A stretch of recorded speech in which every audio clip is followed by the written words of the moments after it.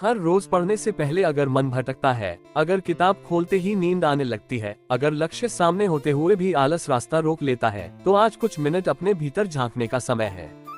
आज पढ़ाई शुरू करने से पहले माँ ब्रह्मचारिणी का स्मरण करो।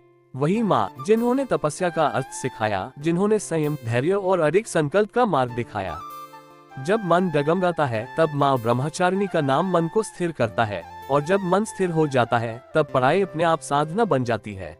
माँ ब्रह्मचारिणी केवल एक देवी नहीं है, वे उस शक्ति का स्वरूप है जो मनुष्य को भीतर से मजबूत बनाती है। उनका स्वरूप शांत है, लेकिन उनकी शक्ति अपार है। उनके हाथ में जप की माला है जो निरंतर अभ्यास का संकेत देती है, और कमंडल है जो त्याग और अनुशासन का प्रतीक है। माँ हमें सिखाती है कि बिना शोर किए, बिना दिखावे के लगातार अपने लक्ष्य की ओर बढ़ते रहो। यही संदेश पढ़ाई के लिए सबसे जरूरी है। जब तुम रोज पढ़ने बैठते हो तो यह मत सोचो कि आज कितना बड़ा टारगेट पूरा करना है, बस इतना सोचो कि आज ईमानदारी से बैठना है। माँ ब्रह्मचारिणी की तरह जिन्होंने वर्षों तक तप किया, बिना शिकायत के, बिना हार माने। पढ़ाई भी वही तपस्या है। हर पन्ना एक मंत्र है, हर सवाल एक परीक्षा है, और हर दिन का अभ्यास तुम्हें तुम्हारे लक्ष्य के करीब ले जाता है। बहुत से लोग कहते हैं कि मन नहीं लगता, ध्यान नहीं बनता, मोबाइल बार बार बुलाता है, दुनिया की आवाजें परेशान करती हैं। लेकिन याद रखो, माँ ब्रह्मचारिणी ने भी आसान रास्ता नहीं चुना था। उन्होंने कठिन तप का मार्ग अपनाया। उन्होंने सिखाया कि मन को मजबूर नहीं किया जाता, मन को साधा जाता है। जब तुम रोज एक निश्चित समय पर पढ़ने बैठते हो, भले ही मन न करे, उसी क्षण माँ की कृपा शुरू हो जाती है। पढ़ाई को बोझ मत समझो, इसे अपने भविष्य के लिए की जा रही पूजा समझो। जैसे मंदिर में घंटों बैठकर कोई शिकायत नहीं करता, वैसे ही पढ़ाई के समय भी शिकायत मत करो। माँ ब्रह्मचारिणी का स्मरण करते हुए जब तुम किताब खोलते हो तो शब्द भी तुम्हारे मित्र बन जाते हैं। धीरे धीरे वही पढ़ाई जो कभी मुश्किल लगती थी, तुम्हें आसान लगने लगती है। आज अगर थकान है तो माँ के चरणों में रख दो। अगर डर है तो माँ को सौंप दो। अगर असफलता की यादें परेशान करती हैं, तो माँ ब्रह्मचारिणी का नाम लेकर आगे बढ़ो। उन्होंने सिखाया है कि असफलता कोई अंत नहीं है, बल्कि तपस्या का एक चरण है। हर बड़ा लक्ष्य धैर्य मांगता है, और धैर्य वही रख सकता है जिसने मन को साध लिया हो। जब तुम लगातार पढ़ते हो तब लोग कहते हैं कि पागलों की तरह पढ़ रहा है, लेकिन वही लोग बाद में तुम्हारी सफलता को भाग्य कहते हैं। माँ ब्रह्मचारिणी जानती है कि सफलता भाग्य से नहीं, तप से मिलती है। जिस दिन तुम्हारा मन पढ़ाई में रम जाएगा, उसी दिन समझ लेना कि माँ की कृपा बरस रही है। सुबह हो या रात, परीक्षा पास हो या दूर, एक बात तय रखो कि आज पढ़ना है। भले ही कम पढ़ो, लेकिन रोज पढ़ो। यही ब्रह्मचर्य का भाव है, यही संयम है। माँ ब्रह्मचारिणी का जीवन हमें यही सिखाता है कि निरंतरता ही सबसे बड़ी शक्ति है। एक दिन का जोश नहीं, बल्कि हर दिन का संकल्प ही जीवन बदलता है। अब आंखें बंद करो, मन में माँ ब्रह्मचारिणी का स्वरूप लाओ। उनके चरणों में अपना लक्ष्य रख दो। उनसे कहो कि माँ, मुझे आलस से दूर रखो, डर से मुक्त रखो, और मेरे मन को पढ़ाई में स्थिर कर दो। जब ये भावना दिल से निकलती है, तब पढ़ाई सिर्फ पढ़ाई नहीं रहती, वह साधना बन जाती है। आज से ये तय करो कि हर रोज पढ़ने से पहले कुछ पल माँ ब्रह्मचारिणी का स्मरण करोगे। धीरे धीरे तुम खुद महसूस करोगे कि मन भागना बंद कर देगा, ध्यान बढ़ने लगेगा, और पढ़ाई में एक अलग ही आनंद आने लगेगा। यही माँ की शक्ति है, यही तपस्या का फल है। अब उस क्षण की बात करते हैं जब किताब सामने खुली होती है, लेकिन मन भीतर ही भीतर भाग रहा होता है। यही वह समय है जहाँ ज्यादातर लोग हार मान लेते हैं, लेकिन माँ ब्रह्मचारिणी का स्मरण करने वाला विद्यार्थी यहाँ रुकता नहीं। वह जानता है कि मन का भटकना स्वभाव है, पर उसे वापस लाना साधना है। जैसे माँ ने अपने तप के दौरान शरीर की थकान को मन पर हावी नहीं होने दिया, वैसे ही तुम भी कुछ मिनट अपनी सांसों पर ध्यान दो और फिर पढ़ाई में डूब जाओ। धीरे धीरे शब्द स्पष्ट होने लगेंगे, अर्थ समझ आने लगेगा, और मन अपने आप स्थिर होता चला जाएगा। याद रखो, पढ़ाई में मन लगना कोई जादू नहीं है, यह अभ्यास का परिणाम है। पहले दिन मुश्किल लगेगा, दूसरे दिन थोड़ा कम, और एक दिन ऐसा आएगा जब बिना पढ़े तुम्हें चैन नहीं मिलेगा। यही वह अवस्था है जिसे लोग पागलपन कहते हैं, लेकिन वास्तव में वही सफलता की पहचान है। माँ ब्रह्मचारिणी का जीवन इस बात का प्रमाण है कि जिसने संयम और धैर्य को अपना लिया, उसके लिए असंभव कुछ भी नहीं रहता। कभी कभी ऐसा भी होगा कि मेहनत के बावजूद परिणाम तुरंत नजर नहीं आएंगे, नंबर कम आएंगे, गलतियां होंगी, और मन निराश होगा। उस समय अपने आप से एक ही बात कहना, मैं तप कर रहा हूँ, और तप कभी व्यर्थ नहीं जाता। माँ ब्रह्मचारिणी ने भी तप का फल तुरंत नहीं पाया था, लेकिन उन्होंने तप छोड़ा नहीं। ठीक उसी तरह तुम्हें भी अपने प्रयासों पर भरोसा रखना है। जब बाकी लोग आराम चुनते हैं तब तुम पढ़ाई चुनो, जब बाकी लोग टालते हैं तब तुम शुरू करो। यही अंतर धीरे धीरे तुम्हें सबसे अलग बना देगा। माँ ब्रह्मचारिणी की कृपा से तुम्हारे भीतर वह शक्ति जागेगी कि तुम बिना किसी दबाव के, बिना किसी डर के लगातार आगे बढ़ते रहोगे। पढ़ाई तुम्हारे लिए बोझ नहीं बल्कि आत्मविश्वास का स्रोत बन जाएगी।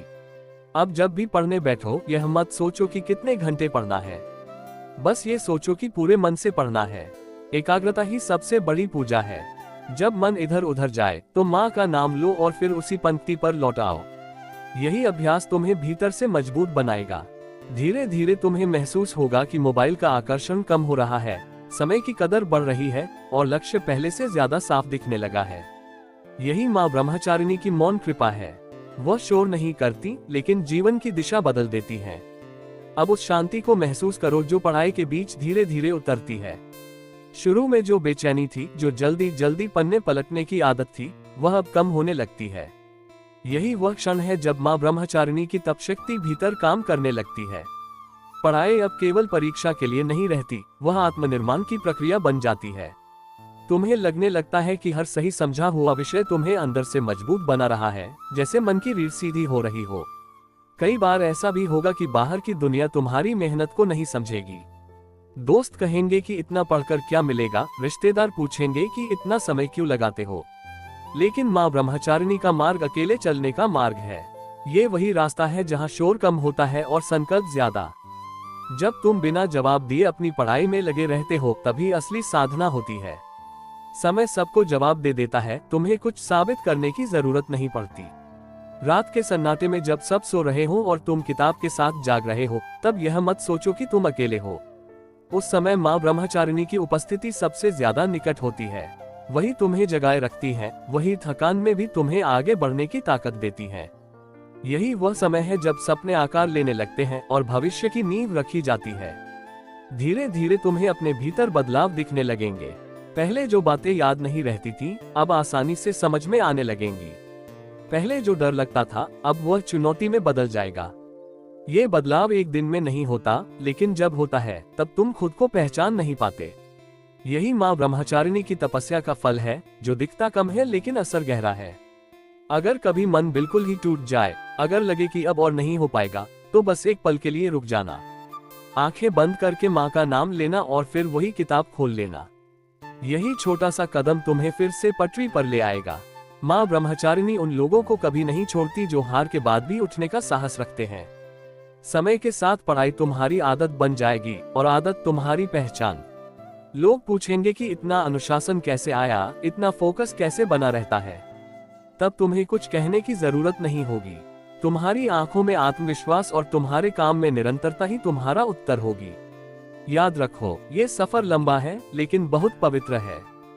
जिस दिन तुम लक्ष्य तक पहुंचोगे, उस दिन तुम्हें सबसे पहले माँ ब्रह्मचारिणी का स्मरण आएगा, क्योंकि उन्होंने ही तुम्हें सिखाया था कि शांति से, धैर्य से और पूरे मन से किया गया प्रयास कभी खाली नहीं जाता।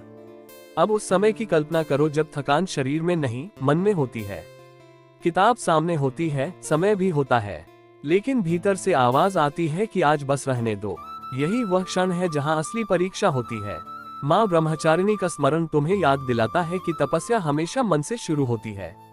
शरीर तो बाद में साथ देता है। जैसे ही तुम उस एक आवाज को अनदेखा करके पढ़ना शुरू करते हो, उसी पल साधना का द्वार खुल जाता है। धीरे धीरे तुम सीख जाओगे कि हर दिन समान नहीं होता। कुछ दिन बहुत अच्छे होंगे, कुछ दिन बेहद भारी। लेकिन माँ ब्रह्मचारिणी का मार्ग यही सिखाता है कि हालात जैसे भी हो, संकल्प नहीं बदलता। जिस दिन मन नहीं करता, उसी दिन थोड़ा सा पढ़ लेना सबसे बड़ी जीत होती है। वही दिन तुम्हें भीतर से मजबूत बनाता है। पढ़ाई के दौरान जब कोई विषय समझ में नहीं आता, तो गुस्सा मत करो, खुद को कमजोर मत समझो। उसे एक तप का चरण मानो। माँ ब्रह्मचारिणी ने भी हर कठिनाई को स्वीकार किया, उससे भागी नहीं। तुम भी उसी भाव से हर सवाल के सामने ठहरो। धीरे धीरे जो उलझन है वह साफ होने लगेगी और आत्मविश्वास अपने आप बढ़ेगा। एक समय ऐसा आएगा जब तुम पढ़ाई को समय देखने के लिए नहीं करोगे, बल्कि समय को भूलकर पढ़ने लगोगे। यही वह अवस्था है जहां ध्यान पूर्ण रूप से जाग जाता है। मोबाइल, शो, चिंता सब पीछे छूट जाते हैं। उस समय तुम समझोगे कि यह सिर्फ मेहनत नहीं, यह एक आंतरिक यात्रा है। माँ ब्रह्मचारिणी उसी यात्रा की मार्गदर्शक हैं। कभी कभी तुम्हें लगेगा कि बाकी लोग तेज आगे बढ़ रहे हैं और तुम पीछे रह गए हो, लेकिन याद रखो, हर किसी की तपस्या अलग होती है। तुलना मन को कमजोर करती है। माँ ब्रह्मचारिणी सिखाती है कि अपनी गति पर भरोसा रखो। जो धीरे और लगातार चलता है वही अंत तक पहुँचता है। जब परिणाम आने लगेंगे, चाहे छोटे हो या बड़े, तब अहंकार मत आने देना। उसे माँ के चरणों में अर्पित कर देना, क्योंकि जिस शक्ति ने तुम्हें पढ़ने की आदत दी, वही शक्ति तुम्हें आगे भी संभालेगी। विनम्रता तपस्या की सुंदरता है और वही तुम्हें स्थायी सफलता देती है। अब पढ़ाई तुम्हारे जीवन का हिस्सा बन चुकी होगी, बिना शोर, बिना दिखावे के, बस रोज की एक सच्ची कोशिश। यही माँ ब्रह्मचारिणी का आशीर्वाद है। जब तुम हर दिन इस भाव से पढ़ते हो, तो एक दिन वही पढ़ाई तुम्हें उस ऊंचाई पर ले जाती है जहाँ संघर्ष याद आता है, लेकिन कड़वाहट नहीं, सिर्फ गर्व और कृतज्ञता रहती है। अब उस अवस्था को महसूस करो जहाँ पढ़ाई तुम्हें थकाती नहीं, बल्कि भीतर से शांत करती है। ये वही समय है जब मन भागना छोड़ देता है और वर्तमान में टिक जाता है। माँ ब्रह्मचारिणी की साधना का यही सबसे गहरा प्रभाव है। पढ़ाई अब सिर्फ दिमाग का काम नहीं रहती, वह मन और आत्मा का संतुलन बन जाती है। तुम महसूस करते हो कि जितना पढ़ते जा रहे हो, उतना ही भीतर का डर कम होता जा रहा है। इस यात्रा में कई बार ऐसा भी आएगा जब पुराने अनुभव मन को परेशान करेंगे। पिछली असफलताएं, लोगों की बातें, खुद पर किया गया शक। लेकिन माँ ब्रह्मचारिणी सिखाती है कि जो बीत गया वह तब का हिस्सा था, बोझ नहीं। उसे साथ लेकर आगे बढ़ना है, उसी से ताकत निकालनी है। जैसे ही तुम इस भाव को समझ लेते हो, पढ़ाई हल्की हो जाती है और मन मजबूत। अब तुम्हें ये समझ आने लगता है कि सफलता का मतलब सिर्फ नंबर या पद नहीं है। असली सफलता वह व्यक्ति बनना है जो रोज खुद से किया वादा निभा सके।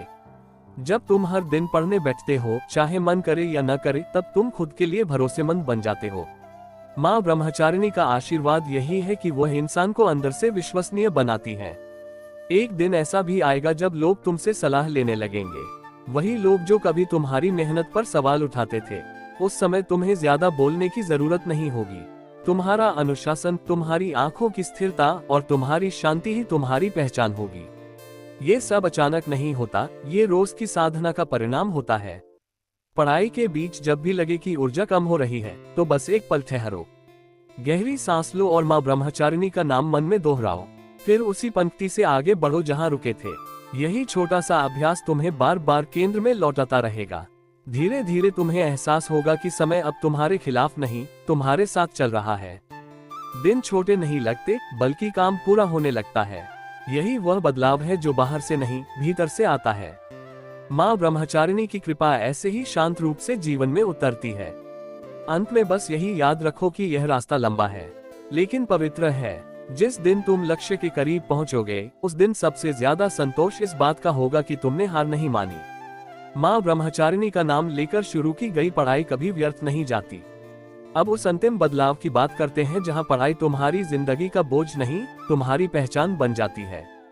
इस अवस्था में तुम किसी को देखकर नहीं पढ़ते, किसी डर से नहीं पढ़ते, बल्कि इसलिए पढ़ते हो क्योंकि यह तुम्हारा स्वभाव बन चुका होता है।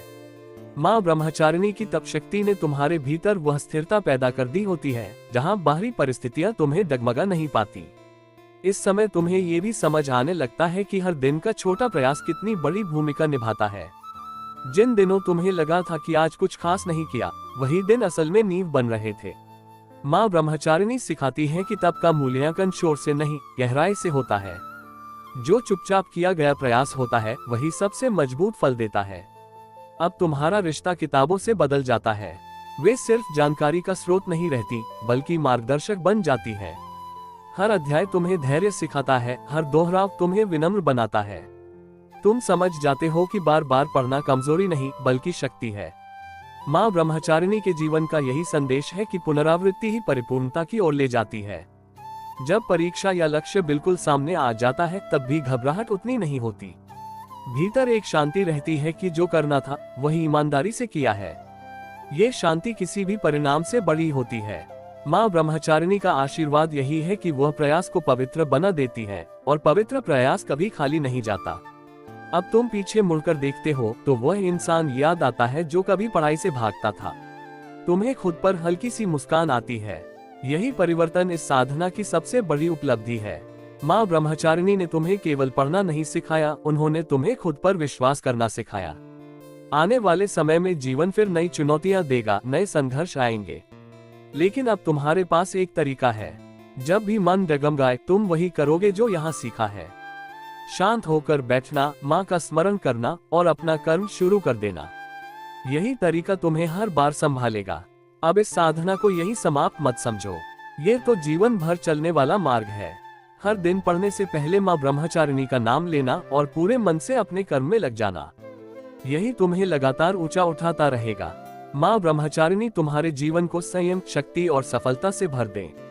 तुम्हारी मेहनत सार्थक हो, तुम्हारा मन स्थिर रहे और तुम्हारा भविष्य उज्जवल बने। जय माँ ब्रह्मचारिणी।